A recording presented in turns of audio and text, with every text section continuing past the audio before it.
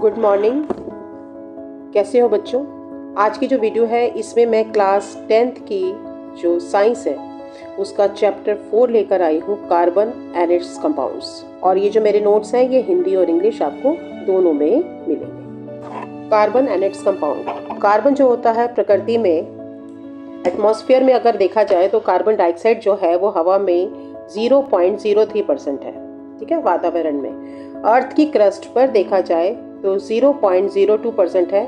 और ये किस फॉर्म में है? कार्बोनेट्स में, हाइड्रोजन के कार्बोनेट्स में, HCO3 में, कोल के फॉर्म में है और पेट्रोलियम की फॉर्म में। तो ये परसेंटेज आपने याद रखनी है। सभी लिविंग थिंग्स कार्बन के बने हुए हैं। इसके अलावा हमारे आसपास जितने भी नायलॉन है, पेपर है, प्लास्टिक है, लेदर है, इवन आप अपने दिन की शुरुआत करते हैं टूथब्रश करते हैं, उसको जलाएंगे तो काला हो जाता है, पेस्ट जलाएंगे तो काला हो जाता है। रात को जब सोते हैं बेड पर सोते हैं, ठीक है, तो बेड को अगर लकड़ी को जलाएंगे तो वो भी कार्बन है। तो दिन की शुरुआत से लेके रात के सोने तक हम आसपास अपने कार्बन ही देखते हैं। Basic information of carbon. Carbon का जो एटॉमिक नंबर होता है वो होता है 6, यानी कि 6। इसमें प्रोटॉन्स पाए जाते हैं 6 और नंबर ऑफ न्यूट्रॉन्स भी 6 होते हैं। तो एटॉमिक वेट क्या हो गया? दोनों का वजन मिला के हो गया 12 U। कार्बन का एक परमाणु है। जैसा कि मैंने बताया इसकी जो एटॉमिक नंबर है 6 है। तो इनमोस्ट शेल यानी कि K शेल में इसके 2 हैं और L शेल में इसके हैं 2 इधर और 2 उधर, यानी कि टोटल मिला के 4 और अंदर वाले 2 मिला के हो गए आपके 6। तो इसकी वैलेंसी क्या होगी? जो उसके आउटरमोस्ट शेल में, आउटरमोस्ट शेल में कितने हैं इसके? 4। तो इसकी वैलेंसी हो गई 4। तो इलेक्ट्रॉनिक कॉन्फ़िगरेशन हम कैसे लिख सकते हैं? K शेल में 2 और L शेल में 4। अब यहाँ पर हम बात करते हैं कार्बन कौन से बॉन्ड बनाता है। कार्बन बनाता है सहसंयोजी आबंध, जिसे हम कहते हैं covalent bond. A covalent bond is a bond formed between a similar और a different atoms by sharing of electron. ठीक है, शेयरिंग ऑफ इलेक्ट्रॉन से ये बॉन्ड बनता है and this bond involves the sharing of electron pairs between the 2 atoms. अब ये जो 2 एटम्स है जिनके बीच में इलेक्ट्रॉन शेयर हो रहा है, ये एक एलिमेंट के भी हो सकते हैं और डिफरेंट एलिमेंट्स के भी हो सकते हैं। अब हिंदी में पढ़ते हैं। सहसंयोजी आबंध वह बंध है जो समान या विभिन्न परमाणुओं के बीच में इलेक्ट्रॉनों के युग्मों को साझा करने से बनता है। इसमें 2 परमाणु इलेक्ट्रॉन के युग्मों का साझाकरण होता है। ठीक है, अब हम बात करते हैं कि how carbon achieve noble gas configuration.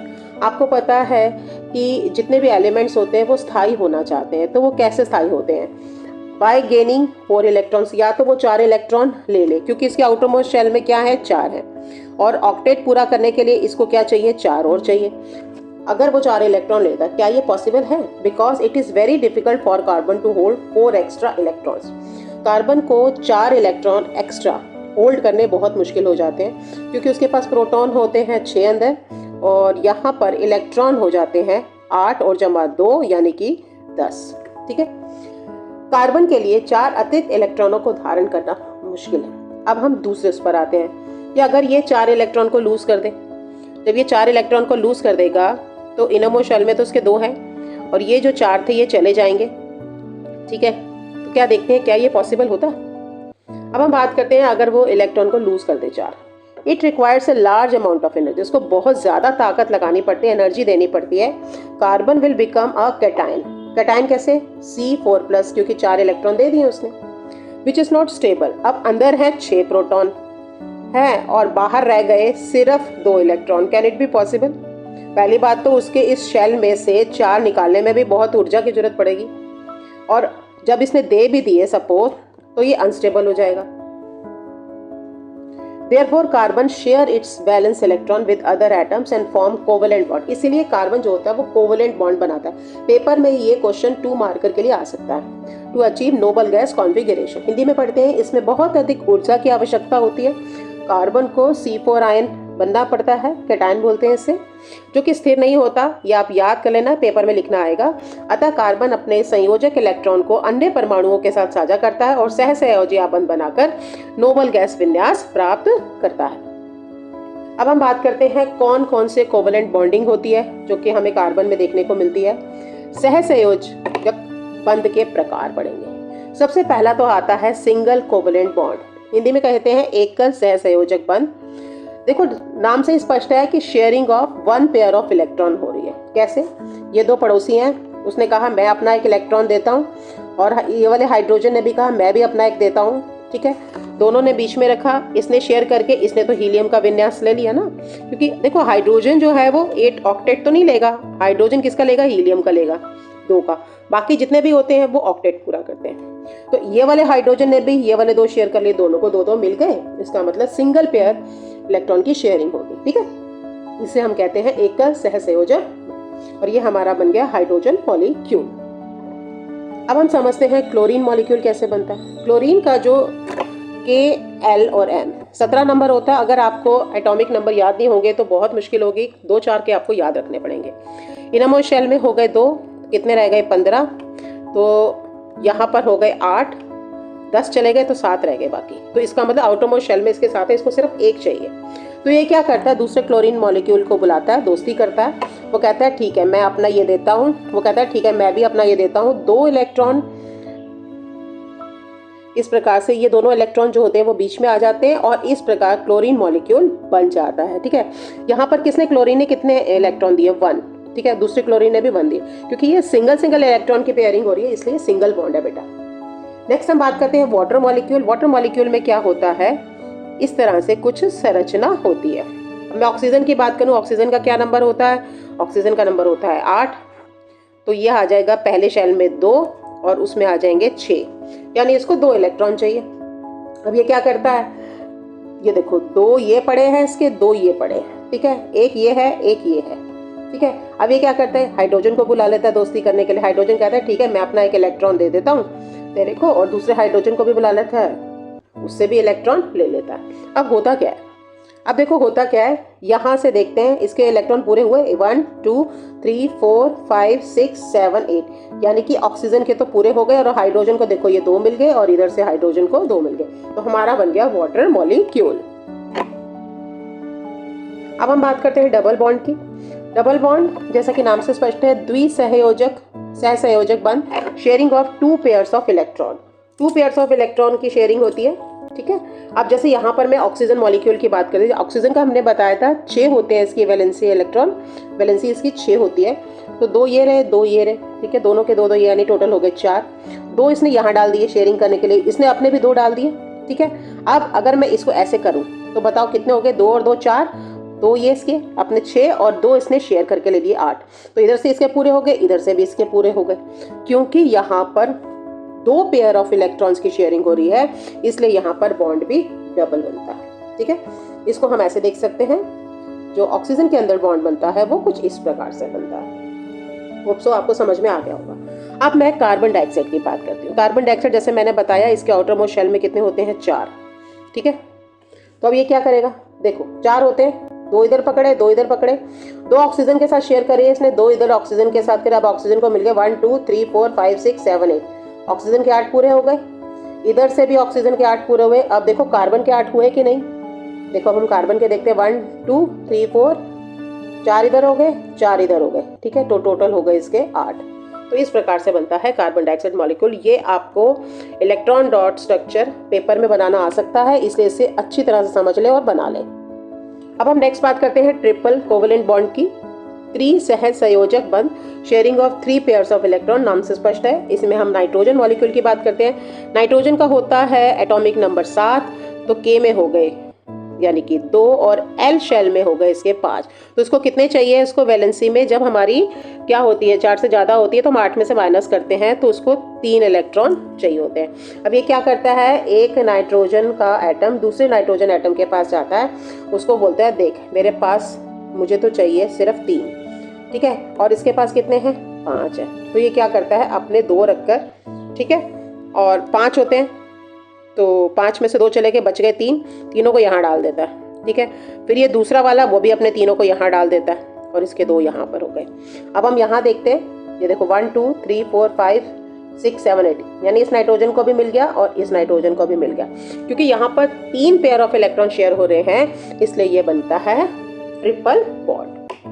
अब हम नेक्स्ट की बात करते हैं प्रॉपर्टी ऑफ कोवेलेंट बॉन्ड्स, यानी सहसंयोजक यौगिक के गुण क्या होते हैं। ठीक है, सबसे पहला होता है लो मेल्टिंग पॉइंट और लो बॉइलिंग पॉइंट। अब इसमें बॉइलिंग पॉइंट लो क्यों होता है, अगर आपने नमक का याद किया होगा NaCl में आयनिक कंपाउंड आपने पढ़ा होगा पिछले चैप्टर्स में, इसमें क्या होते हैं, स्ट्रॉन्ग बॉन्ड्स होते हैं। क्यों? क्योंकि आयंस होते हैं, ठीक है। अब इसमें क्या होता है, जैसे ये क्लोरीन मॉलिक्यूल है, ये क्लोरीन, इनके जो बीच में जो अट्रैक्शन होता है, इंटरमॉलिक्यूलर अट्रैक्शन, वो इतना मजबूत नहीं होता, ठीक है। इसी कारण से इनका मेल्टिंग पॉइंट बहुत लो होता है और बॉइलिंग पॉइंट भी कम होता है, due to their weak intermolecular force as compare to the ionic compounds. ये लाइन याद कर लो, पेपर में आ सकती है। आयनिक यौगिकों की तुलना में इनके अणुओं के बीच में आकर्षण बल कमजोर होता है, इसलिए इनका गलनांक और क्वथनांक कम होता है, ठीक है। मोस्टली ये सॉलिड भी होते हैं, गैस भी होते हैं और लिक्विड भी होते हैं। They can be solid, liquid और गैस, ये ठोस, द्रव, गैस हो सकते हैं। अब हम अगले गुणों की बात करते हैं। They are poor conductor of electricity. क्यों होते हैं, ये पेपर में आएगा। पुअर कंडक्टर क्यों होते हैं? Because they lack charge particle, ions ही नहीं होते उनके पास, चार्ज पार्टिकल्स ही नहीं होते, तो कहाँ से करेंगे वो कंडक्ट इलेक्ट्रिसिटी। ये विद्युत के कुचालक होते हैं क्योंकि इनमें आवेशित कण नहीं पाए जाते। अब सॉल्युबिलिटी की बात करते हैं। सॉल्युबिलिटी में क्या होता है कि समान समान में घुलता है, यानी कि अगर कोई ऑर्गेनिक सब्सटेंस है तो वो ऑर्गेनिक सब्सटेंस में घुल जाएगा, बट कोई ऑर्गेनिक है वो वाटर में नहीं घुलेगा। Solubility in organic solvent but generally insoluble in water. ये कार्बनिक विलायकों में घुलनशील होते हैं पर जल में घुलनशील नहीं होती, अघुलन। हम बात करते हैं टेट्रावैलेंसी ऑफ कार्बन की। कार्बन की चतुसंयोजकता क्या होती है? ये carbon can form 4 covalent bonds. अगर आपको याद आ रहा हो कार्बन की संरचना में, तो ये 4 इलेक्ट्रॉन की शेयरिंग करके अपना ऑक्टेट पूरा कर लेता है। Because it's valency is 4। ये लाइन आप याद रख लें कि टेट्रावैलेंट क्यों कहा गया है कार्बन को। कार्बन की संयोजकता 4 होने के कारण ये 4 विभिन्न सह संयोजक बंध बना सकता है। अब ये एक जैसों के साथ भी बना सकता है, अलग अलग एटम्स के साथ भी बना सकता है। It can form bond with hydrogen, oxygen, nitrogen and chlorine etcetera to complete this octet. यह अपना अष्टक पूरा करने के लिए इन सब के साथ बंध बना सकता है। चलिए, आपके कोर्स में ये आया हुआ है, ये इंपॉर्टेंट है, इसे आप अच्छी तरह से समझ लें और ड्रॉ भी कर लें चित्र के अनुसार। यहाँ पर कार्बन क्या बना रहा है? मीथेन, ठीक है। मीथेन जो होती है ना बेटा, ये एक मेजर कंपोनेंट होता है बायोगैस का, गोबर गैस भी बोलते हैं इसे, और ये CNG का भी एक मेन कंपोनेंट होता है। CNG की फुल फॉर्म पेपर में पूछी जा सकती है, कंप्रेस नेचुरल गैस, संपीड़ित प्राकृतिक गैस, ठीक है। अब कार्बन के आपको पता है इसके पास 4 वैलेंस इलेक्ट्रॉन होते हैं और ये 4 हाइड्रोजन को के साथ शेयर कर लेता है और हाइड्रोजन भी अपना एक शेयर कर लेता है। तो कार्बन के 8 हो गए, 2 2 4 2 6 2 8, कार्बन के भी 8 हो गए और इस तरह से हाइड्रोजन को भी 2 2 मिल गए। तो इस प्रकार से संरचना बनती है मीथेन की, ठीक है। इस तरह से मीथेन बनता है। अब हम कार्बन के अगले गुण के बारे में पढ़ते हैं। स्टेबिलिटी वेरी वेरी इंपॉर्टेंट है। Due to small size, carbon का जो एटम होता है उसका साइज छोटा होता है क्योंकि एटॉमिक नंबर भी छोटा है। The nucleus of A carbon atom hold the shared electron. अब जो उसने इलेक्ट्रॉन शेयर करके अपना ऑक्टेट पूरा किया है तो न्यूक्लियस का पूरा कब्जा होता है इस पर, ठीक है। स्ट्रांगली, इसका मतलब वो शेयर इलेक्ट्रॉन्स को पकड़ के रखता है, making the carbon atom stable. ये सबसे बड़ी बात है कि कार्बन के जो कंपाउंड्स होते हैं वो स्टेबल क्यों होते हैं? क्योंकि इसका साइज छोटा होता है। कार्बन के परमाणुओं का छोटा आकार होने के कारण उसका नाभिक साझा इलेक्ट्रॉन को मजबूती से पकड़े रखता है, जिससे कार्बन के यौगिक स्थिर बने रहते हैं, ठीक है। ये भी एक स्टेबिलिटी भी बहुत होता है, टेट्रावैलेंसी भी बहुत होता है, स्टेबिलिटी भी होता है। और एक कार्बन का और गुण है जिसके बारे में आगे पढ़ेंगे। नेक्स्ट वेरी वेरी इंपॉर्टेंट है कैटिनेशन, ठीक है। कैटिनेशन क्या होता है? ये क्या है? Carbon has a unique property of self linkage. अब कार्बन जो है ना अपने ही भाई के साथ, अपने ही कार्बन के साथ जुड़ जाता है, फिर दूसरा कार्बन और के साथ जुड़ जाता है और इस प्रकार से वो बड़े बड़े अणुओं वाली लंबी लंबी श्रृंखलाएं बना लेता है, बहुत सारे मॉलिक्यूल्स बनाता है। दिस इज कैटिनेशन, श्रृंखलन। It forms bond with the other carbon atoms resulting in the long chain of different molecule. बहुत सारे मॉलिक्यूल्स बन जाते हैं, बस आपने ये से याद कर लेना है। 3 हैं जिसके कारण कार्बन के बहुत सारे कंपाउंड्स हैं। पहला स्टेबिलिटी होती है, दूसरा इसकी टेट्रावैलेंसी और तीसरा है कैटिनेशन प्रॉपर्टी, ठीक है। कार्बन में स्वयं से बंध बनाने का विशेष गुण होता है जिससे लंबी श्रृंखलाओं वाले विभिन्न अणु बनते हैं। अब ये जो श्रृंखलाओं की बात हो रही है ये भी 3 टाइप की होती है। एक तो होती है सीधी चेन, जैसे यहाँ पर हमने देखने हैं कितने कार्बन, जब भी हम नाम देंगे नॉमेनक्लेचर में तो हम कार्बन गिनते हैं, इसमें कितने कार्बन है 1 2 3 4, तो 4 का होता है ब्यूटा, क्योंकि सिंगल बॉन्ड है ब्यूटेन हो गया, क्योंकि यहाँ H, यहाँ H, यहाँ H, यहाँ H, यहाँ H, यहाँ H, यहाँ H, यहाँ, यहाँ और यहाँ। इस प्रकार से ये स्ट्रेट चेन बनती है, ठीक है, देखिए श्रेणी, सरल श्रृंखला। अब एक दूसरी श्रृंखला होती है जिसमें ब्रांच होती है, जैसे आपको ये दिख रहा होगा। अब हम इसका नाम लेते हैं, देखो पहला कार्बन होता है मिथ, फिर दूसरा होता है इथ, ठीक है, प्रॉप, फिर ब्यूटा, मीथेन, इथेन, प्रोपेन और ब्यूटेन। तो इसका नाम तो हो गया ब्यूटेन। अब क्या होगा, 3 कार्बन के बजाय अगर मैं एक कार्बन को यहाँ लगा दूं जैसे कि मैंने स्ट्रक्चर में किया है, तो ये जो है ये ब्रांच चेन कहलाएगी। अब हम यहाँ पर बात करते हैं साइक्लोएल्केन। कई बार ये साइक्लिक चेन भी बना लेती है, क्लोज स्ट्रक्चर भी बना देती है, जैसे ये साइक्लोप्रोपेन है। प्रोपेन क्यों है, क्योंकि कार्बन के 3 एटम है, सॉरी, इस पे CH3, देखो यहाँ पर हम बनाते हैं CH2 और यहाँ CH2, यहाँ CH2, तो इस प्रकार से कार्बन होगा। यहाँ पे 2 हाइड्रोजन यहाँ जुड़े हैं, 2 हाइड्रोजन यहाँ, 2 हाइड्रोजन यहाँ, और एक बॉन्डिंग यहाँ पूरी हो रही है, एक बॉन्डिंग यहाँ, यानी हर कार्बन एटम के 4 टेट्रावेलेंसी पूरी हो रही है। अब साइक्लोब्यूटेन, साइक्लोब्यूटेन में क्या होता है, ये देखो ब्यूटेन में इसमें दिखा रखा, इसमें क्या है, इस तरह से स्ट्रक्चर बन जाता है इसका, देख रहे हैं। साइक्लोपेंटेन, इस तरह से स्ट्रक्चर बन जाता है। बाकी हर कार्बन एटम के 2 हाइड्रोजन इधर होते हैं, एक इधर से, एक इधर से पूरा हो जाता है, तो टेट्रावेलेंसी यहाँ पर भी पूरी हो जाती है। इसी प्रकार से बनता है साइक्लोहेक्सेन। हेक्सेन मतलब कार्बन के 6, पेंटा मतलब कार्बन के 5, ब्यूटा मतलब कार्बन के 4 और प्रोप मतलब कार्बन के 3। यहाँ पर एक और की मैं बात करूंगी बेंजीन की, ठीक है। बेंजीन का जो फार्मूला होता है C6H6 होता है। ये 6 कार्बन एटम की चेन होती है विद अल्टरनेटिंग डबल बॉन्ड, ठीक है, और ये सर्कुलर फॉर्म में 6 कार्बन परमाणुओं की वलयाकार संरचना होती है जिसमें एक आंतर द्विबंध होती है, यानी एक, देखो यहाँ पे अगर मैं देखता हूँ ना, इस कार्बन एटम को देखो, इधर, इधर और इधर डबल बॉन्ड हो गए 4 पूरे इसके। अब इस वाले कार्बन को देखो, इधर 1 है, इधर 2 है और इधर 1 है, तो टोटल हो गए उसके भी 4। तो इस प्रकार से ये स्ट्रक्चर बनता है आपका बेंजीन का। अब हम नेक्स्ट आते हैं कार्बन की एक और प्रॉपर्टी, दैट इज एलोट्रॉप्स, अपरूपता। क्या होता है अपरूप? Various physical form in which an element exist having different physical property, physical property सबकी अलग अलग होगी, but identical chemical property, chemical property एक है बट उनका फिजिकल अरेंजमेंट ऐसा है या किस तरह से उसके एटम्स अरेंज है, ये इस पर डिपेंड करता है, तभी तो उसकी फिजिकल प्रॉपर्टी चेंज हो जाती है, बट केमिकल प्रॉपर्टी सेम रहती है। किसी तत्व के वे विभिन्न रूप जिनके भौतिक गुण तो अलग अलग होते हैं परंतु रासायनिक गुण समान होते हैं, अपरूप कहलाते हैं। अब यहाँ पर ये दोनों इंपॉर्टेंट है, इसे आप अच्छी तरह से रट लें, पेपर में जरूर आएगा। Comparison of carbon carbon allotropes. सबसे पहले हम बात करते हैं डायमंड के स्ट्रक्चर से, हम आगे समझेंगे, अभी हम पढ़ रहे हैं इसको। डायमंड में क्या होता है, 3D संरचना होती है, नेटवर्क होता है, नेटवर्किंग इन विच, जी लिखाना भूल गई मैं, which in which each carbon item is bonded with 4 other, यानी कि हर कार्बन एटम अगले 4 कार्बन एटम से जुड़ा होता है, ठीक है। तो यहाँ पे इसका टेट्रावेलेंसी पूरी हो गई।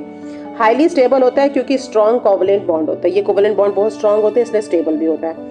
हार्डेस्ट भी इसलिए होता है, आपको पता है डायमंड जो होता है उसको काटने के लिए डायमंड की आवश्यकता होती है, शीशे को काटने के लिए भी हम डायमंड के कटर इस्तेमाल करते हैं। ट्रांसपेरेंट होता है, हाई रिफ्रैक्टिव इंडेक्स होता है, ठीक है, और हाई मेल्टिंग पॉइंट होता है क्योंकि स्टेबल है, मजबूत है और हार्डेस्ट है, हाई मेल्टिंग पॉइंट होता है, और पुअर कंडक्टर ऑफ इलेक्ट्रिसिटी होती है क्योंकि इसमें फ्री इलेक्ट्रॉन्स नहीं होते, चारों वैलेंसीज की सेटिस्फाइड होती है।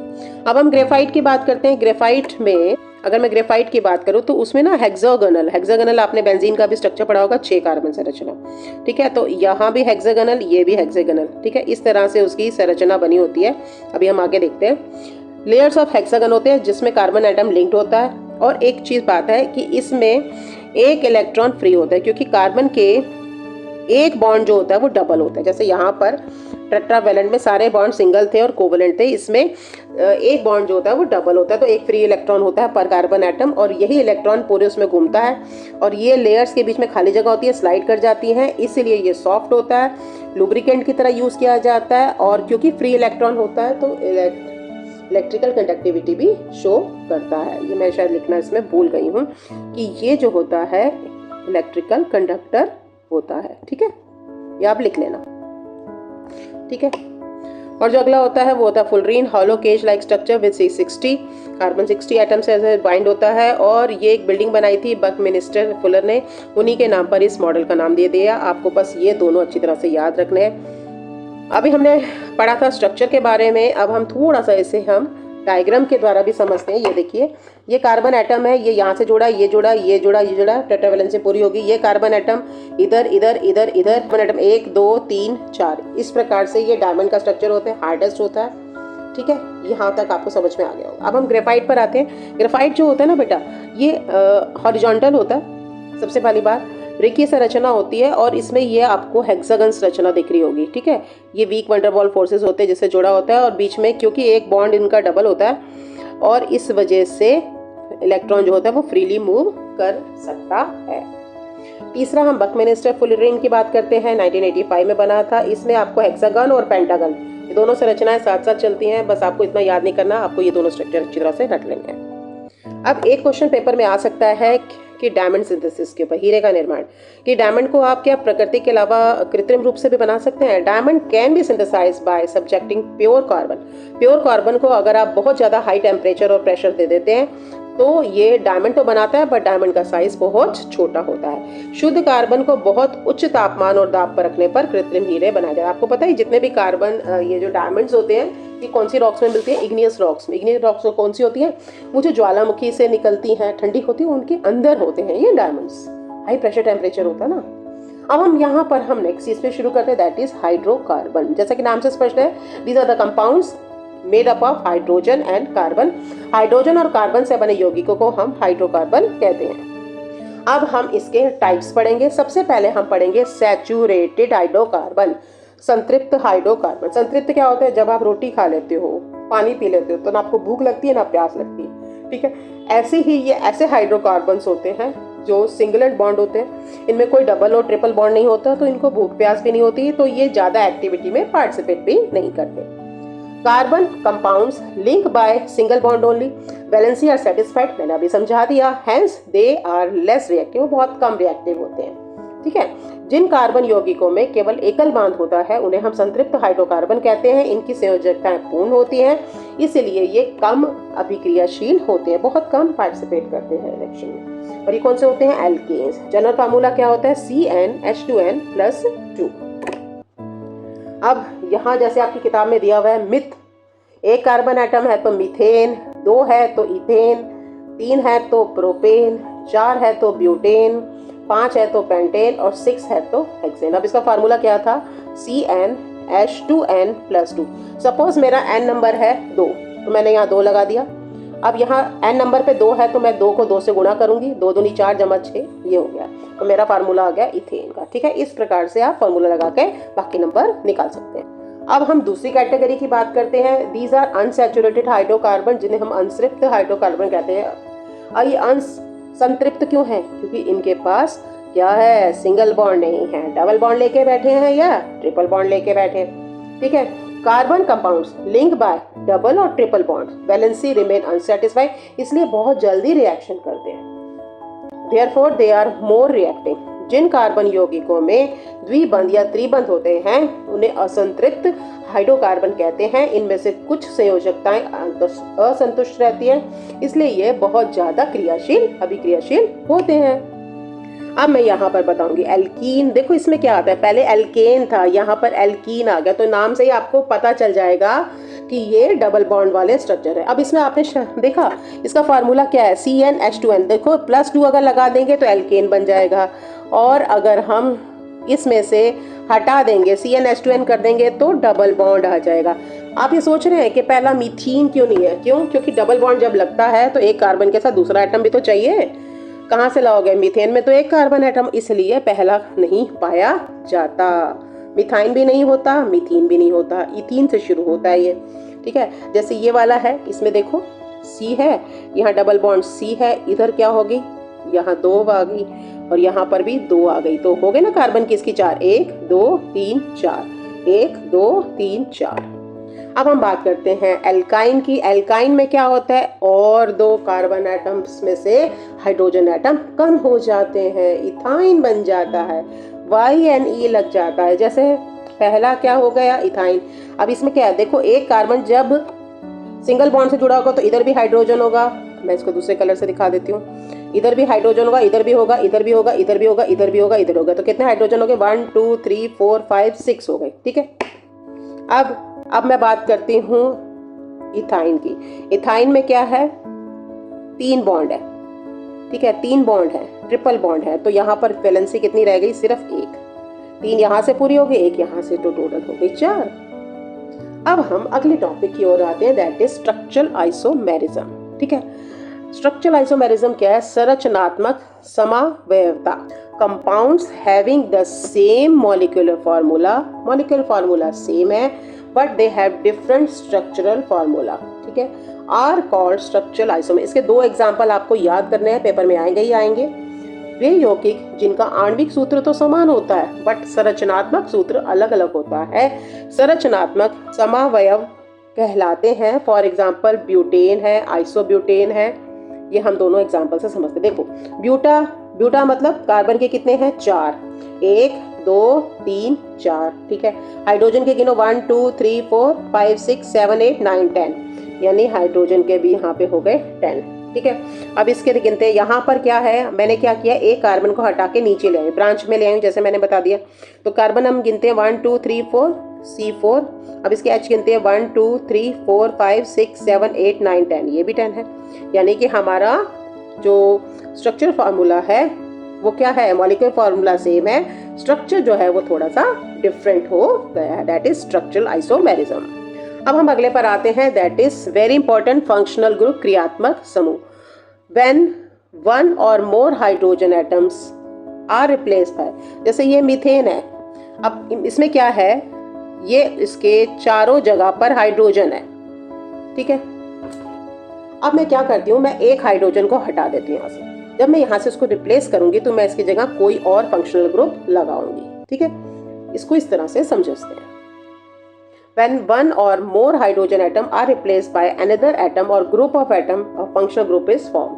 जब किसी कार्बनिक यौगिक में एक या अधिक हाइड्रोजन परमाणुओं के स्थान पर अन्य परमाणु या परमाणुओं का समूह आ जाता है तो उसे क्रियात्मक समूह कहते हैं। डेफिनेशन नहीं आएगी, बस समझना आपको पड़ेगा थोड़ा सा। अब ये इंपॉर्टेंट है, इसको अच्छी तरह से समझ लो। फंक्शनल ग्रुप कौन कौन से होते हैं। सबसे पहला तो आता है हैलोजन। हैलोजन क्या होता है, क्लोरो ब्रोमो राइडो। आपके कोर्स में क्लोरो ब्रोमो है, ये हमेशा प्रीफिक्स में लगता है। प्रीफिक्स का मतलब क्या होता है, जब भी ये किसी हाइड्रोकार्बन के साथ जुड़ते हैं तो इनके नाम पहले आएंगे। अगर क्लोरो जुड़ गया है तो chloro pentane, chloro butane, bromo जुड़ गया है तो ब्रोमो पेंटेन, ब्रोमो ब्यूटेन, ये पीछे नहीं लगते, आगे लगते, इसलिए इनके नाम के आगे प्रीफिक्स है। बाकी सारे जो होते हैं वो पीछे लगते हैं। एल्कोहल, ठीक है, एल्कोहल में क्या होता है, OH ग्रुप होता है, और ये लास्ट में क्या आता है, ऑल, ठीक है, ऑल याद रख लेना। अगला आता है एल्डिहाइड। एल्डिहाइड के लास्ट में क्या आएगा, अल मतलब एल्डिहाइड। एल्डिहाइड में अल आ रहा है ना, बस इसको ऐसे याद कर लो। बस एक चीज गलती मत करना, ऑल है तो एल्कोहल है, अल है तो एल्डिहाइड है। कीटोन, ओन आ रहा है इसके बीच में, ये देखो, प्रोपेनोन। कार्बोक्सिलिक एसिड, ये तो सबसे आसान है, इसमें ओइक शब्द जुड़ता है, ओइक, ठीक है, कार्बोक्सिलिक एसिड। फिर मिथाइल, मीथेन ग्रुप। मीथेन क्या होता है, CH4, एक हाइड्रोजन निकालो, मिथाइल बन गया, ठीक है। मीथेन के बाद आता है इथेन में भी एक H निकाल लो तो बन गया इथाइल ग्रुप, ठीक है। तो इसको हम अच्छी तरह से समझ लेते हैं। जैसे इसको हम कैसे पढ़ेंगे, नॉमेनक्लेचर पढ़ना आना चाहिए। मीथेन, इथेन और प्रोपेन, क्योंकि कार्बन के 3 एटम है तो प्रोप हो गया, और यहाँ पर क्योंकि ऑल एल्कोहल है तो प्रोपेनोल आ गया, ठीक है। नेक्स्ट हम करते हैं एल्डिहाइड। एल्डिहाइड में आता है CHO ग्रुप। CHO ग्रुप को अल से पढ़ते हैं तो मीथेन, इथेन और प्रोपेन, 3 C है, 3 कार्बन एटम है तो प्रोपेनल हो गया। अब यहाँ पर देखो, इसको एक्चुअली यहाँ आना चाहिए था ऐसे, CH3 CO CH3 1 2 और 3 कार्बन एटम है तो हमारा बन गया प्रोप। फिर क्योंकि यहाँ पर कीटोन ग्रुप है, CO है तो ये बन गया ओन, प्रोपेनोन, ठीक है। अब हम अगले पे देखते हैं 1 2 और 3 कार्बन एटम, प्रोपेन जमा, क्योंकि ये COOH है, ओइक एसिड हो जाएगा तो प्रोपेनोइक एसिड इसका नाम आएगा। नेक्स्ट हम बात करते हैं होमोलोगस सीरीज, जिसे कहते हैं समजातीय श्रेणी। A collection of compounds with the same general formula but different only in carbon chain length. ऐसे यौगिकों का समूह जिनका सामान्य सूत्र समान होता है और जो केवल कार्बन श्रृंखला की लंबाई में भिन्न होते हैं, समजातीय श्रेणी कहलाती है। इसको समझते हैं हम। जैसे मैंने एल्केन में दिखाया था आपको, एल्केन में क्या दिखाया था, methane, propane, butane, pentane, hexane, ठीक है। इस प्रकार से एक जैसे नाम आ रहे हैं ना, एन आ रहा है, ये इसे कहते हैं होमोलोगस ग्रुप। तो अब इसके कैरेक्टरिस्टिक्स फीचर पढ़ लेते हैं। सिमिलर केमिकल प्रॉपर्टीज समान रहती है, याद रख लेना। Physical property changes. अब फिजिकल प्रॉपर्टी क्यों नहीं एक जैसी रहती है, अलग हो जाती है, क्योंकि जब आप हर बार, क्योंकि एक ग्रुप दूसरे ग्रुप से CH2 का डिफरेंस होता है। CH2 एक और जुड़ गया, अगले में CH2 एक और जुड़ गया, अगले में CH2 एक और जुड़ गया। तो जो पहला मेंबर होगा उसमें कार्बन और हाइड्रोजन की जो परमाणुओं की संख्या है वो कम होगी, अणुओं की संख्या कम होगी, तो इनकी प्रॉपर्टी फर्क पड़ जाती है, क्योंकि यहाँ पर हमारा क्या बढ़ता है, नंबर ऑफ एटम्स बढ़ते हैं, उनका वेट बढ़ता है, तो उनकी फिजिकल प्रॉपर्टी भी चेंज हो जाती है। ठीक है, physical property change gradually as molecular mass increases. जैसे जैसे हम नीचे श्रेणी में जाएंगे मॉलिक्यूलर मास जो है वो बढ़ता जाता है। आणविक द्रव्यमान बढ़ने पर भौतिक गुणों में क्रमिक परिवर्तन होता है। बॉइलिंग पॉइंट और melting point increases with increase in molecular mass. जैसे जैसे उसमें और चेन जुड़ती जाएगी, चेन भारी होती जाती है ना। अब एक फूलों की माला बना रहे हो, पहले आपने 4 फूलों को बनाई, फिर आपने 10 फूलों को बनाई, तो कौन सी माला भारी होगी, 10 फूलों वाली। तो नेचुरली है उसका वजन बढ़ गया, तो उसका बॉइलिंग पॉइंट भी बढ़ जाएगा, उसका मेल्टिंग पॉइंट भी बढ़ जाएगा, भारी हो जाएगी ना। और difference between the 2 consecutive member, ये आपने याद रखना है। CH2 का डिफरेंस होता है एक मेंबर से दूसरे मेंबर में, और उसके मास का कितना डिफरेंस होता है। कार्बन का होता है 12, हाइड्रोजन का होता है 1, और यहाँ पे क्योंकि 2 है तो हमारे पास 2 आ जाएगा। 12 जमा 2 14 mu का अंतर होता है मास में। अब हम बात करते हैं chemical properties of carbon compounds. Carbon के यौगिकों के रासायनिक गुण क्या है। सबसे पहला जो है वो आता है कंबशन, यानी कि दहन। आप कोई कार्बन को अगर आप ऑक्सीजन की प्रेजेंस में जलाते हो बेटा, तो कार्बन डाइऑक्साइड पैदा होती है, हीट निकलती है और रोशनी देता है।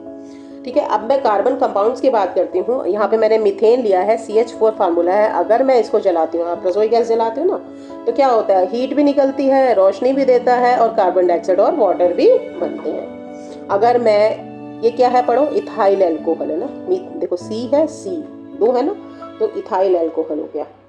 अगर उसको भी ऑक्सीजन की प्रेजेंस में जलाती हूँ तो सेम ये चीज हमारे प्रोडक्ट निकलते हैं। तो हमने क्या देखा कि हमने ये देखा कि जितने भी सैचुरेटेड हाइड्रोकार्बन्स हैं, सैचुरेटेड कौन होते हैं, सिंगल कोवलेंट बॉन्ड वाले। ठीक है, दे burn with the clean blue flame. अब आपके घर में रसोई की जो गैस की जो फ्लेम है वो ब्लू कलर की है। ब्लू कलर का मतलब होता है कंप्लीट कंबशन हो रहा है, जितना भी फ्यूल है उसको प्रॉपर ऑक्सीजन मिल रही है, इसलिए फ्लेम का कलर ब्लू होता है। तो यानी कि संतृप्त हाइड्रोकार्बन स्वच्छ नीली ज्वाला के साथ जलते हैं, ये आपने अच्छी तरह से याद रखना है।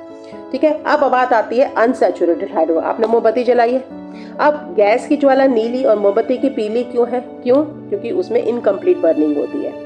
Burn with the yellow flame and black smoke. अगर आप जलती मोमबत्ती के ऊपर एक चम्मच रख देते तो नीचे से वो काला हो जाता है। क्यों हो जाता है, क्योंकि कंप्लीट बर्निंग नहीं होती, अनबर्न पार्टिकल्स भी रह जाते हैं जो ग्लो करते हैं और कालक देते हैं। असंतृप्त हाइड्रोकार्बन पीली ज्वाला पैदा करते हैं और काला धुआं उत्पन्न करते हैं। वेरी इंपॉर्टेंट है, इसे आप याद कर लें।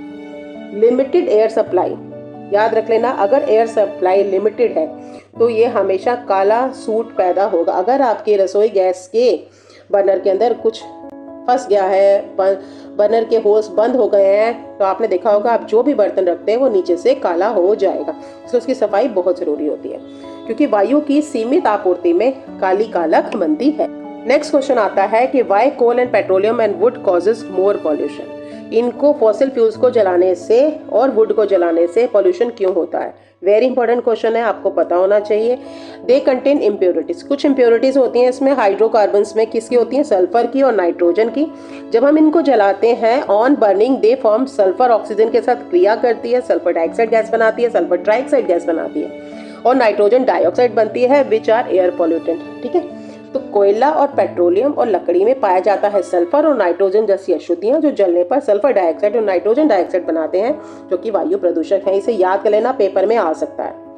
एक ये क्वेश्चन भी है, वाई द फ्लेम इज सिन। किन्हीं चीजों में तो फ्लेम दिखाई देती है। मोमबत्ती की तो फ्लेम दिखाई देती है, जलते हुए कोयले के तो शुरू में दिखाई देती है, उसके बाद अंगारे दिखाई देते हैं, भभकता है। क्यों, फ्लेम तभी दिखाई देती है जब उसके अंदर एक वोलाटाइल सब्सटेंस बर्न रहता है in the form of vapour phase.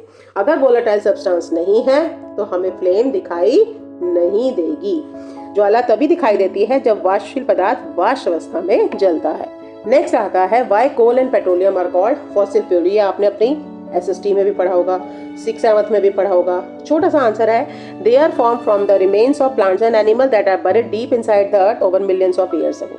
कोयला और पेट्रोलियम लाखों वर्ष पहले धरती के भीतर दबे हुए पौधे और जीवों के अवशेषों से बने, इसलिए हम जीवाश्म ईंधन कहते हैं। अभी तक हमने कंबशन पढ़ा था, अब हम उसका दूसरा गुण पढ़ रहे हैं, दैट इज ऑक्सीडेशन। सबसे पहला ऑक्सीडेशन का मतलब क्या होता है? ऑक्सीकरण। ऑक्सीकरण का मतलब होता है किसी भी कंपाउंड में ऑक्सीजन का जुड़ना या हाइड्रोजन का रिमूव होना, यही होता है ना ऑक्सीकरण। अब इथेनॉल टू एसिटिक एसिड, ये वेरी इंपॉर्टेंट है, ये आपने याद रखनी है। जब अल्कोहल को ऑक्सीकरण किया जाता है तब बनता है कार्बोक्सिलिक एसिड, ये आपको भूलना नहीं है, ठीक है। अब इसमें जब हम इथाइल अल्कोहल की ऑक्सीडेशन करते हैं तो हमें उसमें कुछ ऑक्सीडाइजिंग एजेंट चाहिए। ऑक्सीडाइजिंग एजेंट वो होते हैं जो कि ऑक्सीजन को प्रोवाइड करते हैं, ठीक है, और खुद रिड्यूस हो जाते हैं। Alkaline KMnO4, potassium permanganate, acidified K2Cr2O7 यानी पोटेशियम डाइक्रोमेट। ये नाम तो आपको रटे होने चाहिए क्योंकि ये पेपर में इक्वेशन आ सकती है। इथेनॉल का ऑक्सीकरण होता है तो एसिटिक अम्ल बनता है CH3COOH एसिटिक एसिड भी जिसे कहते हैं। नेक्स्ट हम बात करते हैं एडिशन रिएक्शन की। देखो एडिशन रिएक्शन किसमें होती है? एडिशन रिएक्शन होती है जिनमें डबल बॉन्ड्स होते हैं। कभी भी सिंगल बॉन्ड यानी कि सैचुरेटेड हाइड्रोकार्बन्स में एडिशन नहीं होती, उसमें सब्स्टिट्यूशन रिएक्शन होती है, ठीक है।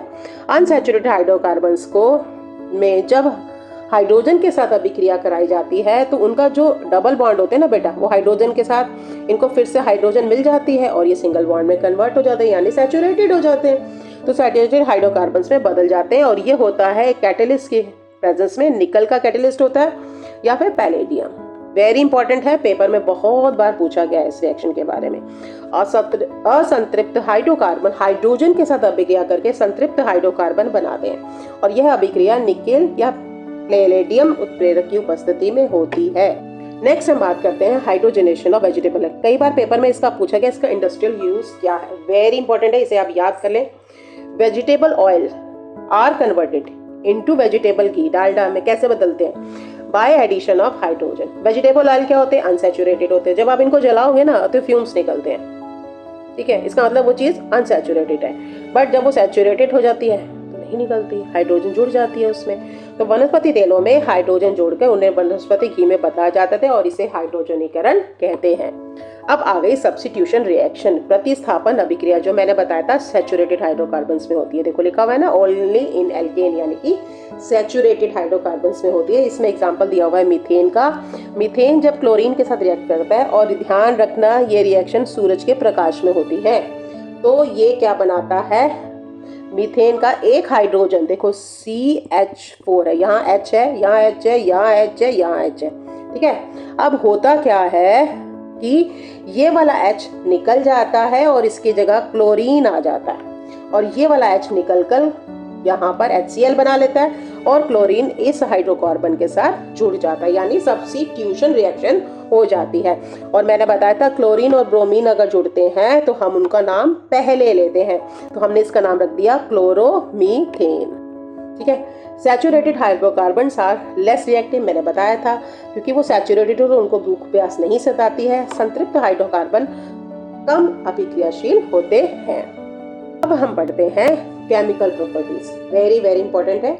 इथेनॉल और इथेनोइक एसिड, इनके बीच में अंतर आ सकता है, दो डिफरेंस आ सकते हैं, फिजिकल प्रॉपर्टी, केमिकल प्रॉपर्टीज भी आ सकती हैं, तो इसे आप अच्छी तरह से समझ लें और फिर उसे अपनी कॉपी में जरूर उतारें। इथेनॉल, मीथेन, इथेन, C2H5OH, ठीक है।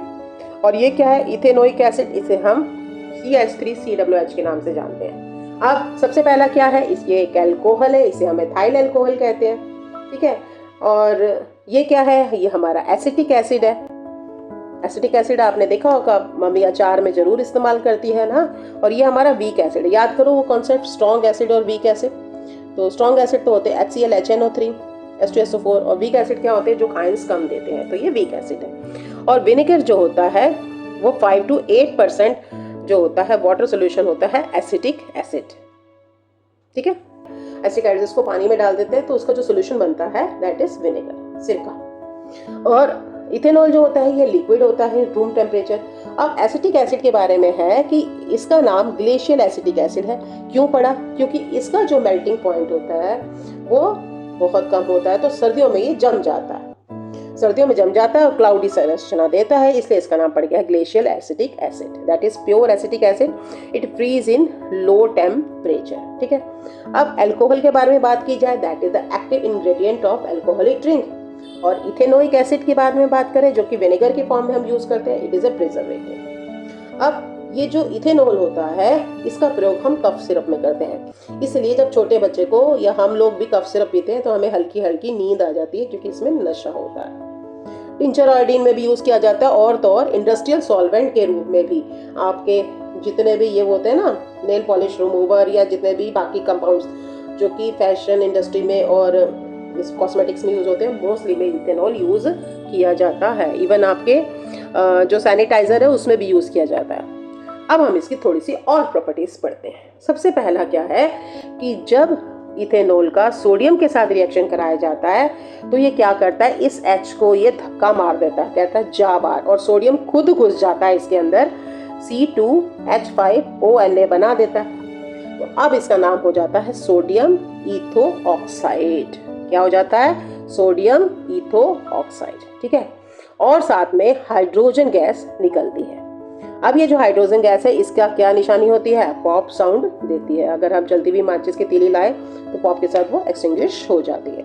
अब इथेनोइक एसिड सोडियम के साथ कोई भी रिएक्शन नहीं करता है। ठीक है, याद रहेगा।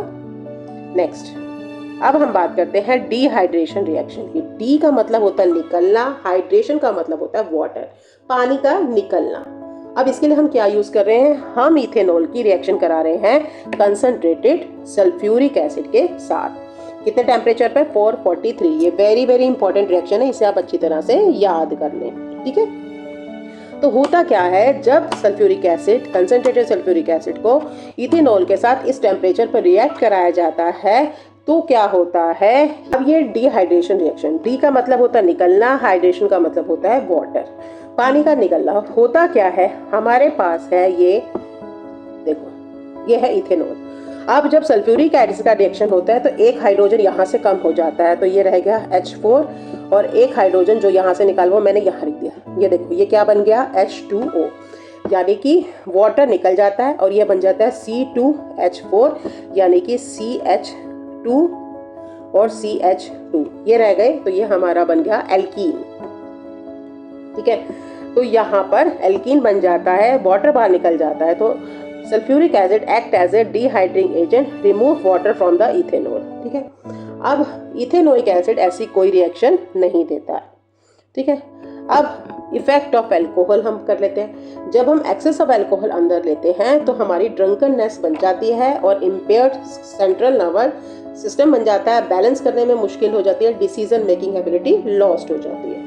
ठीक है, जबकि ये विनेगर के रूप में सेफ रहता है। अब वेरी इंपॉर्टेंट आ रहा है, व्हाट इज डीनेचर्ड अल्कोहल, विकृत अल्कोहल क्या होता है। अब देखो, अल्कोहल तो मुझे इंडस्ट्री में यूज कर रहा है, अब हम अगर पहले हम जनरल अल्कोहल देते तो लोग तो वहां पी पा के नशे में आ जाएंगे, तो हम क्या करते हैं, अल्कोहल के अंदर दो चीजें डाल देते हैं। पहले तो हम डाल देते हैं ब्लू डाई, और दूसरा उसमें डाल देते हैं मिथेनॉल।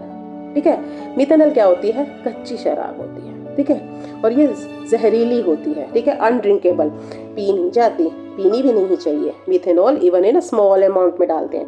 अगर मैं छोटे अमाउंट में भी इससे पीती हूँ, अगर हम पीते हैं, इसको पिए तो ये जहरीली होती है, जान के लाले पड़ सकते हैं।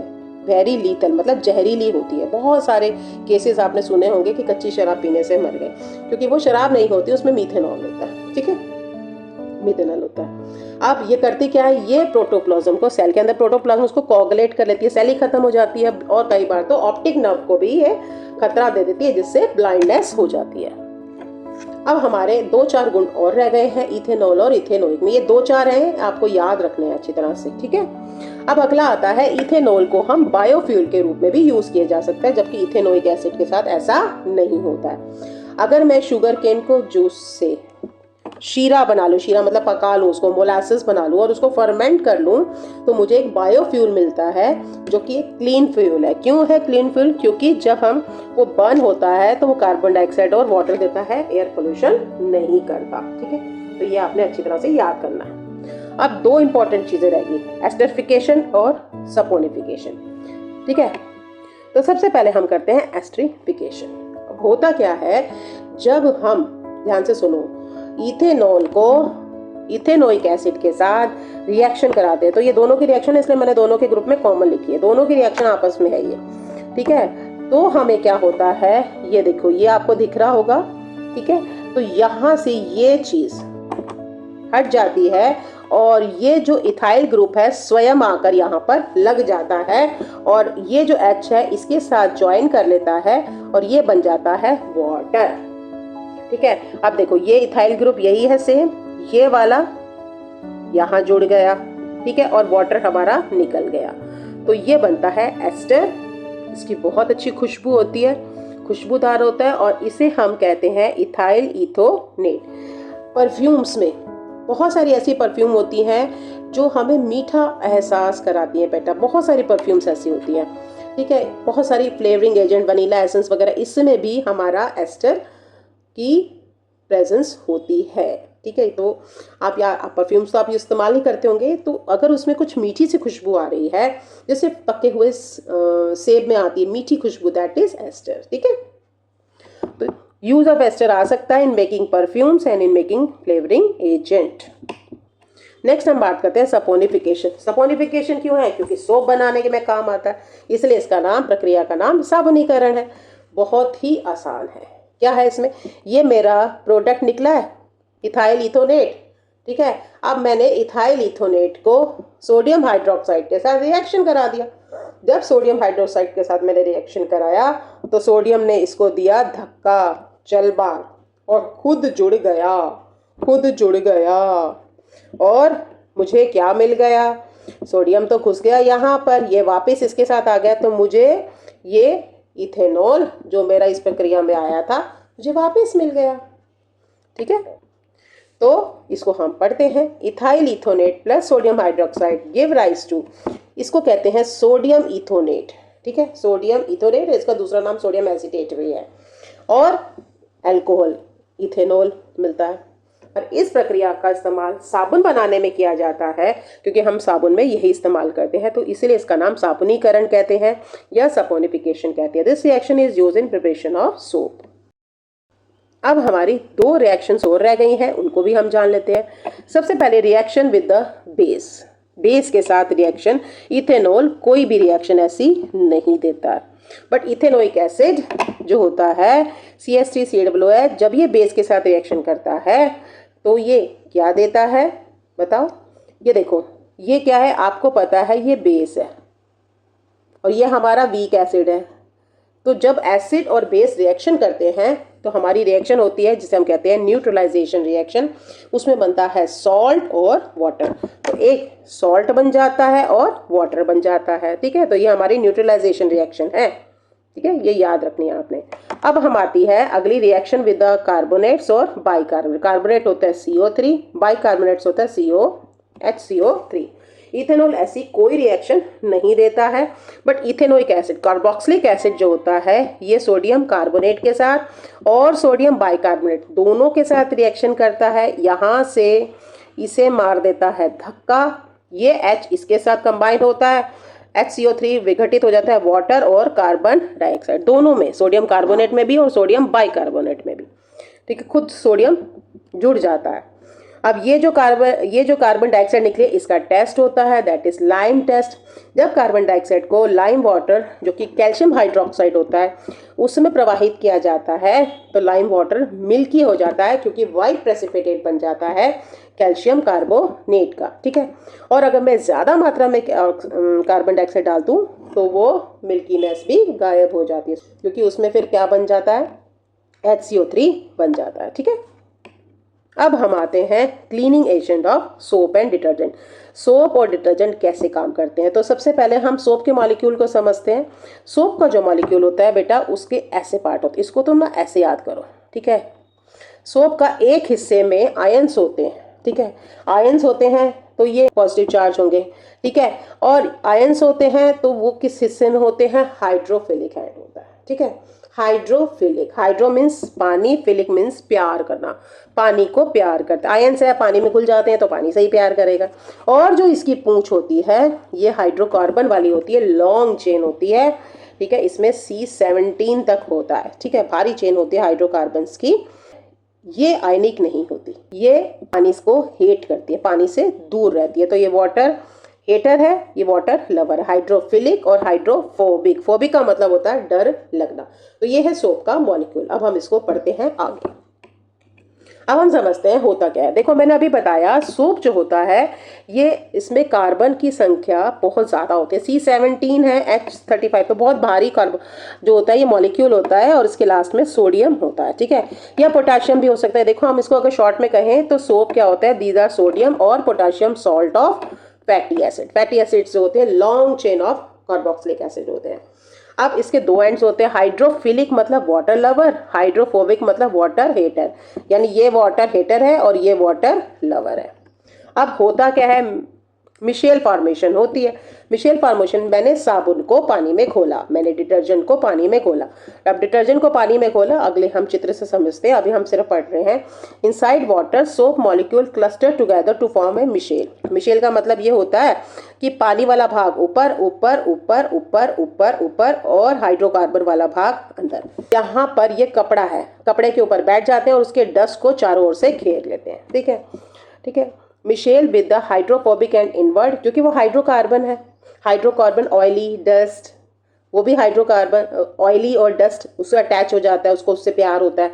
Trapping dust in the centre while other hydrophilic at outward containing ions into the water, और वो पानी के ऊपर रहता है। अब ये इसके साथ तो चिपक गया। Micelle remain suspended as a colloid. अब होता क्या है कि ये मेरे पास बहुत सारे मिशेल मिशेल मिशेल ये बहुत सारे बन गए, सिर्फ यहाँ नहीं बने, यहाँ पर भी बन गए हैं, ठीक है। अब ये एक दूसरे के पास चिपक नहीं जाते, प्रेसिपिटेट नहीं बनाते, क्यों? क्योंकि ये नेगेटिव और पॉजिटिव चार्ज होते हैं, आयंस होते हैं ना, तो एक दूसरे से दूर रहते हैं। तो ये सारे मिशेल पानी के अंदर इस तरह से खड़े हो जाते हैं, ठीक है। जब ये खड़े हो जाते हैं और विद कैसे होते हैं, डस्ट केस इनके अंदर होती है। तो जब मैं पानी से इसको धोती हूँ तो क्या होता है, मैल जो होती है इसके अंदर फंसी होने के कारण पानी, क्योंकि इसके उस दूसरी तरफ पानी होता है तो पानी के साथ चिपकी होती है, ठीक है, पानी का भाग बाहर होता है, तो मैल जो होती है वो पानी के साथ बाहर निकल जाती है और कपड़ा नीचे साफ हो जाता है। Michelle remains suspended as collide and do not precipitate because of ion repulsion and oil dust is in center. ये मैंने बता दिया। Trap dust easily rinse away with the water. अब ऑप्टिकल प्रॉपर्टी का, जब हम साबुन वाले पानी में हाथ हिलाते तो खूब सारी झाग बनती है, बड़े से रंग दिखाई देते हैं, लाइट को स्कैटर करती है, क्लाउडी एक्सपीरियंस करती है। क्यों? Because micelle are the large enough to scatter light. Colloidal solution बना लेती है ना, तो लाइट को बिखार देती है, डिस्पर्स कर देती है, which make the soap solution cloudy. ये पेपर में आ सकता है। देखिए अब हम इसको स्ट्रक्चर से समझते हैं। सबसे पहला ये देखिए, ये समझो आपकी बाल्टी है, ये आपका कपड़ा है, उस पर ये डर्ट लगी हुई है। अब आपने साबुन को पानी में घोला, तो साबुन के दो एंड होते हैं। अब ये किस प्रकार से व्यवस्थित हो जाते हैं कि जो पानी को लवर्स एंड है वो तो पानी की तरफ ऊपर रहता है, और जो हाइड्रोकार्बन की टेल है, जो उसकी पूंछ है, वो डर्ट के पास चली जाती है। डर्ट के पास जाके यहाँ पे क्या कर रही है, ये डर्ट से चिपक गई है। जब ये डर्ट से चिपक गई है तो कुछ ऐसे होगा ना, क्योंकि ये 3D संरचना होती है तो चारों तरफ से ऐसे होता है, ठीक है। अब संरचना चिपक गई है डर्ट के साथ। अब मैंने क्या किया, क्योंकि ये पानी का लवर है, इधर तो पानी का लवर है तो पानी से अटैच होगा, तो अगर जब मैं पानी फेंकूंगी तो ये जो संरचना हो गई ये भी उठ जाएगी इसके साथ, क्योंकि उसने तो उसको बांध रखा है अंदर की तरफ से, और ये डर्ट इसके अंदर फंसती हुई इसके साथ ही पानी के साथ बाहर निकल जाती है। तो पानी सारा क्या हो जाता है, गंदा, और कपड़ा क्या हो जाता है, साफ। अगर हम इस संरचना को इस तरह से देखें तो ये हमारी डस्ट है, ये मेरे पीछे आपको फैब्रिक दिख रहा है, ये साबुन का ये वाला हिस्सा जो होता है सोप मॉलिक्यूल का, ये वाटर लवर है, ये वाटर हीटर है, क्योंकि ये डस्ट से चिपका रहता है। अब हमारा अगला आता है difference between soap and detergent. ये 2 या 3 नंबर में जरूर आएगा पेपर में। सोप क्या होते हैं, सोडियम और potassium salt of long chain of carboxylic acid होते हैं, जबकि डिटर्जेंट जो होते हैं सोडियम और potassium salt of sulphonic acid या ammonium salt with chloride and bromide. ये आपने याद कर लेना। दूसरी बात, ये दोनों ही मिसेल बनाते हैं, ट्रैप करते हैं डर्ट को और ऑयल को इनसाइड। अब सबसे इंपॉर्टेंट बात, वेरी इंपॉर्टेंट है कि सोप जो होता है, साबुन जो होता है, वो हार्ड वाटर के साथ स्कम बनाता है, वाइट प्रेसिपिटेट बनाता है। क्यों? क्योंकि हार्ड वाटर के अंदर कैल्शियम और मैग्नीशियम के आयंस होते हैं, और ये क्या बनाता है, जो मैल होती है ना उसकी, वो स्कम बना देती है, रिड्यूसिंग क्लीनिंग एफिशिएंसी। तो पूरी तरह से डर्ट निकल नहीं पाती है। बट डिटर्जेंट जो होते हैं, they do not form scum white precipitate with the hard water. Very important है, इसे याद कर लेना। Foam is form with difficulty in hard water. ये दूसरा अंतर हो गया कि हार्ड वाटर में साबुन जो होता है वो झाग नहीं बना पाता, बट ये क्या होता है, इजीली फोम बना लेता है विद द हार्ड वाटर। ये दूसरा अंतर है। सोप हम पर्सनल यूज के लिए भी यूज करते हैं, जबकि इसका यूज लॉन्ड्री और शैम्पू बनाने में भी होता है। अब कुछ इंपॉर्टेंट क्वेश्चन करते हैं जो इस चैप्टर से रिलेटेड है और आपके ब्लू टेक्स्ट के भी क्वेश्चन आएंगे इसमें कि why carbon form so many compounds. अगर ये एक नंबर में आता है तो ये लिखोगे due to catenation property, tetravalency, highly stable compounds और आइसोमेरिज्म, क्योंकि वो एक से ज़्यादा स्ट्रक्चरल फार्मूला में भी रहता है, तो आप ये लिख लेना। अगर 2 या 3 नंबर में आता है तो इन पॉइंट्स को समझा देना, ठीक है। अब हम यहाँ पर बात करते हैं सिंगल बॉन्ड और डबल बॉन्ड को पहचानो। तो हमें फार्मूला पता है सिंगल बॉन्ड का में क्या होता है 2NH2N+2 होता है। अब देखो ये क्या है 3, मैंने यहाँ 3 लगाया तो यहाँ हाइड्रोजन हो गए 6 + 2 8, तो यानी होना चाहिए C3H8 होना चाहिए सिंगल बॉन्ड, ये है, ठीक है। अब हम इसको करते हैं, देखो 2 दूनी 4 आ रहा है यानी 2N आ रहा है ऐसे, तो इसका मतलब ये तो एल्कीन हो गया, तो ये डबल बॉन्ड हो गया इसमें। C2H2 यानी जितना Cn है उतना ही Hn है भी है, यानी कि ये हमारा हो गया एल्काइन। एल्काइन का फार्मूला क्या होता है? एल्काइन का होता है CnH2n-2। तो अब हमने C लगाया 2, ठीक है। H यहाँ पर N की वैल्यू को मैंने 2 दिया, तो 2 दूनी 4, 4 - 2 हो गया 2, H2C2, तो ये मेरा तो एल्काइन हो गया। तो H2n+2 लगा दो, तो यहाँ पे C4 4 दूनी 8, 8 + 2 10, तो ये तो हमारा सिंगल बॉन्ड में आ गया। तो सिंगल बॉन्ड में ये है और ये है, ये आ गया आपका डबल बॉन्ड में, ये आ गया आपका ट्रिपल बॉन्ड में। अब हम बात करते हैं स्ट्रक्चर ऑफ सल्फर मॉलिक्यूल की। सल्फर क्या होता है? S8 होता है। इसमें सल्फर का अगर एटॉमिक नंबर देखूं तो K शेल में 2, L शेल में 8 और लास्ट वाले वैलेंसी होती है इसकी 6, यानी इसको 2 और चाहिए। तो 2 और चाहिए तो ये क्या करता है? शेयर करता है। कैसे शेयर करता है? ये कहता है एक मैं देता हूँ, एक दूसरे को कहता है, उससे शेयर ले लेते। तो अगर आप यहाँ देखें तो इस तरह से रिंग स्ट्रक्चर बनाता है, ठीक है। तो देखो इसके पास कितने हैं वैलेंस में? 6 हैं, तो 4 तो इसके अपने हो गए और एक इसने ऐसे शेयर कर दिया, एक इधर शेयर कर दिया इस वाले सल्फर के साथ, एक वाले इस वाले सल्फर के साथ। तो इस प्रकार से ये रिंग स्ट्रक्चर इसका बनता है। तो ये आप अच्छी तरह से नोट कर ले, पेपर में आ सकता है। अब अगला आता है number of isomers for pentane. Pentane के बहुत सारे आइसोमर्स बनते हैं, ठीक है। अब इसको देखते हैं तो ये क्या है? सिंगल लाइन का है, अनब्रांच्ड है। 1 2 3 4 5, ठीक है। H कितने? 5 इधर, 5 इधर और 2 इधर, ठीक है। तो ये हो गया C5, H कितने हो गए? 12, ठीक है। यहाँ भी ठीक है। अब इसमें क्या है? हमने क्या किया है 1 2 3 1 2 3 4 1 2 3 4, एक CH3 को हमने इधर ले आए हैं, तो हमने इधर जोड़ दिया है, 2 पे जोड़ दिया, तो ये हो गया 2 मिथाइल ब्यूटेन, क्योंकि मिथाइल ग्रुप इधर चला गया। अब इसमें क्या करते हैं, 2 मिथाइल ग्रुप मैं 1 2 और 3 2 कार्बन वाले आइटम पर लगा देती हूँ, तो मेरा हो गया 2 2 डाई मिथाइल प्रोपेन, ठीक है। मिथेन, इथेन और प्रोपेन, और ये बन गए स्ट्रक्चरल आइसोमर्स। अब हम कुछ हाइड्रोकार्बन्स लेते हैं और उनके स्ट्रक्चर को जानेंगे। एक एसिड, अब इसके लिए हम, क्योंकि यहाँ पर इथेन ग्रुप है, तो कार्बन के कितने एटम्स होंगे? यहाँ पर हो जाएंगे 2 एटम्स, ठीक है।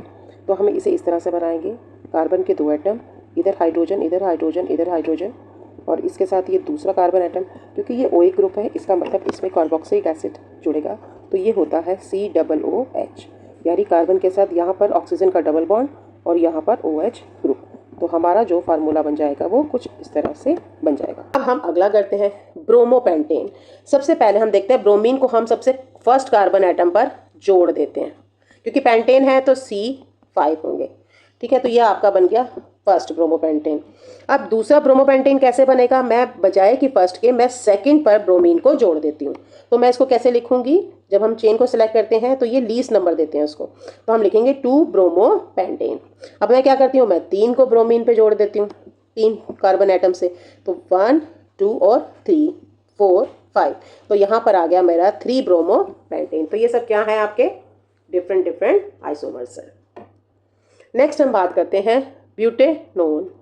अब देखो यहाँ पर क्या ON आ रहा है, इसका मतलब कीटोन ग्रुप है, और ब्यूटेनोन का मतलब होता है C4 हो गया, ठीक है। अब C4 हो गया तो हमने C4 बना दिए, 1 1 2 3 और 4, ठीक है। अब एक C पर क्या है? कीटोन ग्रुप है। कीटोन ग्रुप जो होता है ना बेटा, साइड में नहीं लगता, हमेशा उसके इस तरफ और इस तरफ दोनों तरफ कार्बन की चेन होती है, तो हम लास्ट में नहीं लगा सकते कीटोन ग्रुप को, ये हमेशा ध्यान रखना। तो CH3 यहाँ आ गया और कीटोन ग्रुप ऐसे हो गया।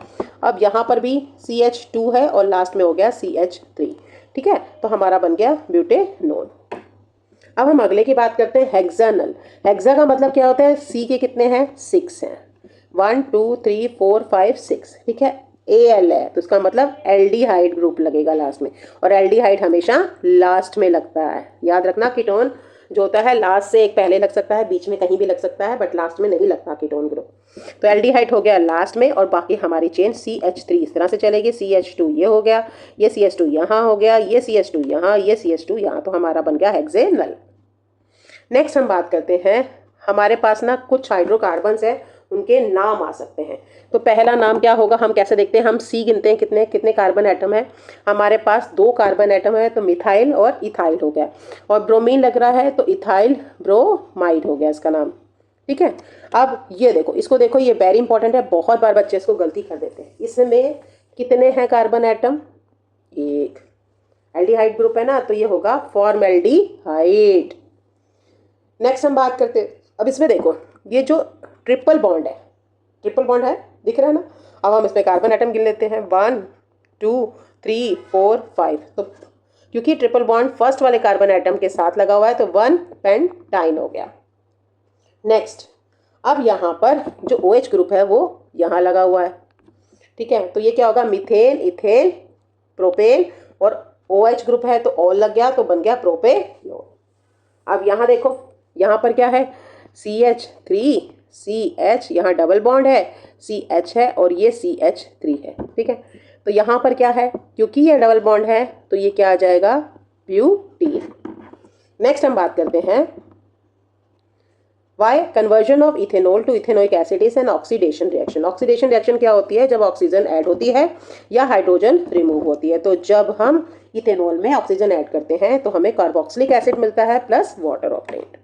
नेक्स्ट क्वेश्चन, ये आपका ब्लू टेक्स्ट क्वेश्चन है, why the mixture of oxygen and ethyne is burn for welding not a mixture of ethyne and air. अब जब भी हमने वेल्डिंग करनी होती है हम ऑक्सीजन का इस्तेमाल करते हैं, एयर का इस्तेमाल क्यों नहीं करते हैं, क्यों, क्योंकि अगर मुझे कंप्लीट बर्निंग चाहिए तभी तो ब्लू फ्लेम निकलती है। मैक्सिमम टेम्परेचर भी ब्लू फ्लेम का होता है, ये आपने 8वीं क्लास में पढ़ा था। तो इसके लिए मुझे कंप्लीट बर्निंग चाहिए, तो इसके लिए मुझे क्या चाहिए, ऑक्सीजन चाहिए। ठीक है, this is the answer. Air contain a limited amount of oxygen, hence incomplete combustion of ethyne producing a smoky smoke, क्योंकि कंप्लीट कंबशन नहीं होगा, लो टेम्परेचर की फ्लेम, और वो मेटल को पिघालने के लिए काफ़ी नहीं होती। Pure oxygen ensure the complete combustion and creating a clean flame with a temperature high enough to melt a metal for a welding. हवा में ऑक्सीजन की मात्रा सीमित होने से अपूर्ण दहन होने के कारण कम तापमान वाली धुआं युक्त लो पैदा होती है, जिससे मेटल पिघलती नहीं है। शुद्ध ऑक्सीजन में पूर्ण दहन होने से वेल्डिंग के लिए धातु को पिघलाने के लिए पर्याप्त उच्च तापमान वाली स्वच्छ लो उत्पन्न होती है, इसलिए वेल्डिंग में हम ऑक्सीजन और इथाइन का प्रयोग करते हैं। नेक्स्ट हम बात करते हैं, how will you distinguish between alcohol and carboxylic acid. Important question है, इसे अच्छी तरह से याद कर लेना। अल्कोहल में क्या होता है, हमारा हाइड्रोकार्बन के साथ OH ग्रुप होता है, और आपको पता है no response to litmus paper, no reaction with the sodium bicarbonate. Sodium bicarbonate के साथ ये कार्बन डाइऑक्साइड और वाटर नहीं बनाता, अभी हमने पढ़ा था।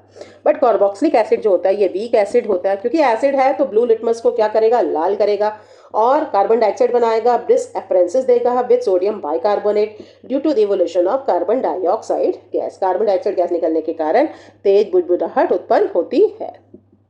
नेक्स्ट है, what an oxidising agent does. ये भी आपका ब्लू टेक्स्ट क्वेश्चन है। ऑक्सीकारक क्या होते हैं, an oxidising agent give oxygen to another substance और रिमूव हाइड्रोजन फ्रॉम इट। ऑक्सीकारक वह पदार्थ है जो दूसरे पदार्थों को ऑक्सीजन देता है या उसमें से हाइड्रोजन को हटाता है, ये हम पढ़ चुके हैं। Acidic potassium dichromate K2Cr2O7 is used as an oxidizing agent। Potassium पर मैग्नेट को भी यहाँ पर लिख सकते हैं आप।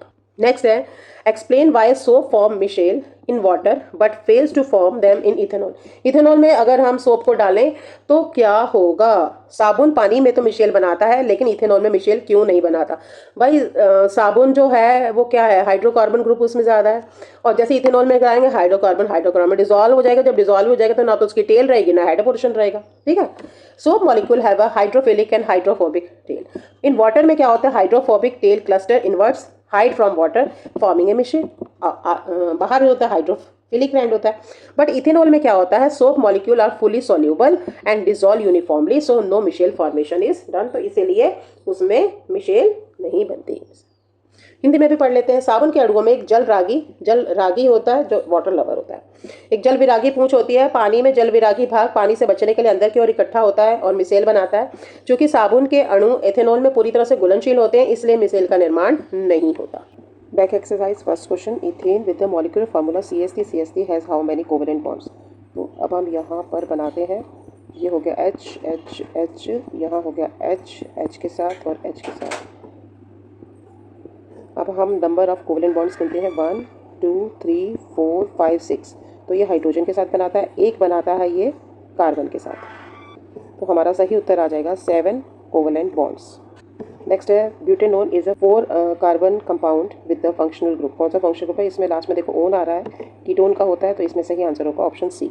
While cooking if the bottom of the vessel is getting blackened, देखो कालक आ रही है, कालीमा आ रही है ऑन द आउटसाइड, तो इसका मतलब क्या है? The fuel is not burning completely, incomplete combustion होता है तभी कालिक पैदा होती है। Explain the nature of the covalent bond using the bond formation in CH3Cl। अब देखो इसमें क्या है, कार्बन 1 2 3 4। पहले तो देखो ये तो होती है मीथेन, ठीक है। जब इसको हटा के हम Cl करते हैं तो क्या होता है, 2 बॉन्ड यहाँ, तो ये बनाता है 3 कोवेलेंट बॉन्ड हाइड्रोजन के साथ बनाता है, 1 कोवेलेंट बॉन्ड ये क्लोरीन के साथ बनाता है। तो हमारा हो गया 4 covalent bond in a methyl chloride molecule, 3 CH single covalent bond और 1 C carbon and chlorine single covalent bond. Next आता है draw the electron dot structure for ethanoic acid. Ethanoic क्या होता है? एसिटिक एसिड जैसे हम लिखते हैं, ठीक है, ये लिखना है।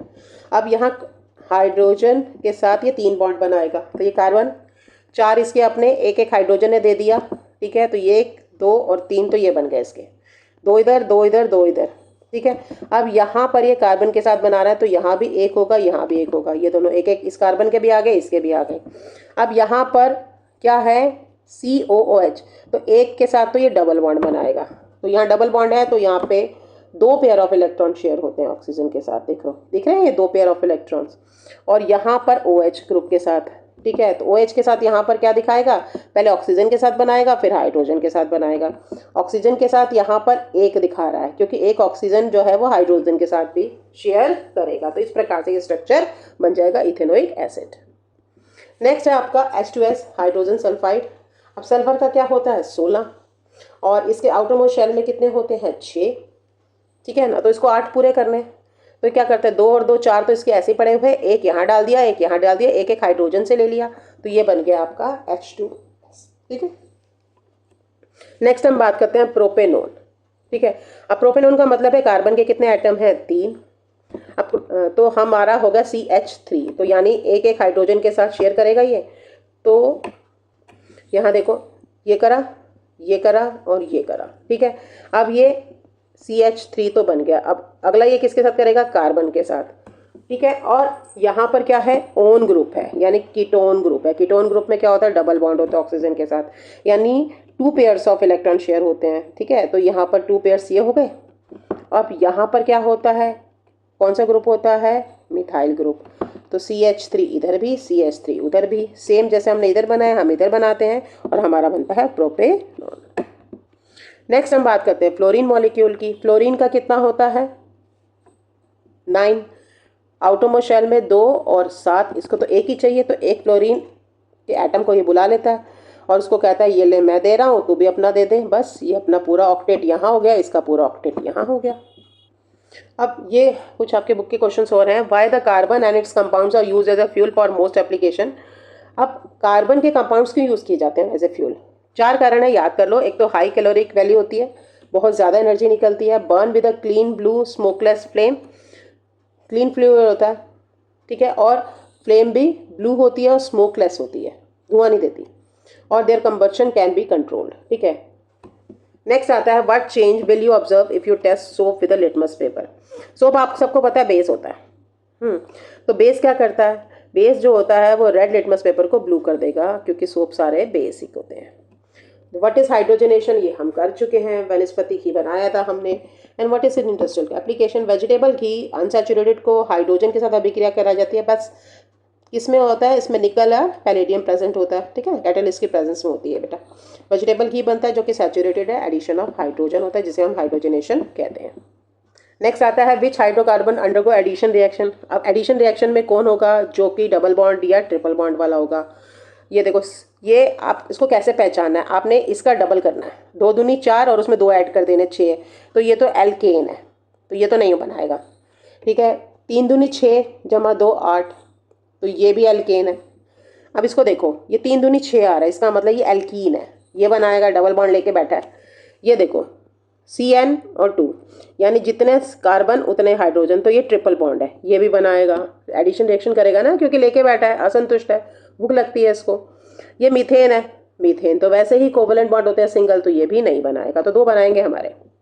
Give a test that can be use to differentiate between saturated and unsaturated hydrocarbon. बहुत ही सिंपल है। अनसैचुरेटेड जो कार्बन होते हैं जिसमें डबल बॉन्ड और ट्रिपल बॉन्ड होता है, ब्रोमीन वाटर के साथ उसका रिएक्शन कराया जाता है। जैसे ही ब्रोमीन वाटर के साथ रिएक्शन कराया, जैसे मैंने अभी बताया, ब्रोमीन वाटर के साथ रिएक्शन कराएगा तो एडिशन रिएक्शन हो जाएगी। एडिशन रिएक्शन अभी हमने पढ़ा ना, तो ब्रोमीन उसके अंदर घुस जाएगा उसके कंपोनेंट में, तो सैचुरेटेड ब्रोमो कंपाउंड बन जाएगा। ब्रोमीन का अपना रंग गायब हो जाएगा, ठीक है, तो वो कलरलेस हो जाता है। बट जबकि सैचुरेटेड हाइड्रोकार्बन में डालने पर ब्रोमीन तो अंदर इनकॉर्पोरेट नहीं हो पाता, तो उसका जो कलर होता है वो चेंज नहीं होता, कलर स्टे रेडिश ब्राउन। तो इसका मतलब इसमें कोई रिएक्शन नहीं हुई है। तो बच्चों इसके साथ ये होता है कार्बन कंपाउंड खत्म। आशा है आपको एक एक क्वेश्चन समझ में आ गया होगा। मिलेंगे अगली वीडियो में। मेरे चैनल को लाइक और सब्सक्राइब करना मत भूलना।